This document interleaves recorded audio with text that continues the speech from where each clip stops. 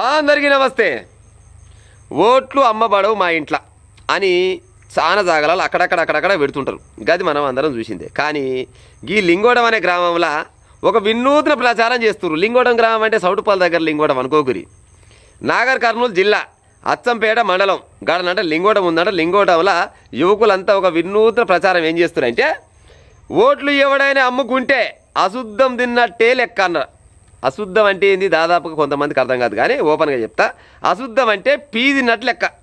ఓట్లు ఎవడైనా అమ్ముకుంటే వాడు మాత్రం పీ తిన్నట్టు లెక్క అని చెప్తూ ఆ ఊర్లో మొత్తం గోడల మీదనంట కుక్కల బొమ్మలతోటి స్టిక్కర్లు వేస్తురంట. అంటే కుక్క పీ తిన్నంతో సమానం ఓటోడని అమ్ముకుంటే అని ఒక ప్రచారం మాత్రం చేస్తురంట.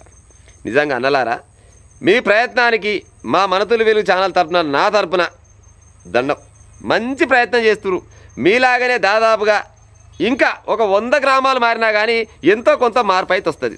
ఒక్కొక్క ఆయన పైసలు పెడతాందుకు మందు దాపిస్తేందుకు వెనకాలడు. ఎందుకంటే ఆయనకి ఏదో మీకు పావులు ఇచ్చి వాడు రూపాయి మింగాలనే ఉద్దేశంతో చాలా రకాలుగా డబ్బులు పంచుతారు, పైసలు మందు పంచుతారు, ఎన్నో రకాలుగా చేస్తుంటారు కదా.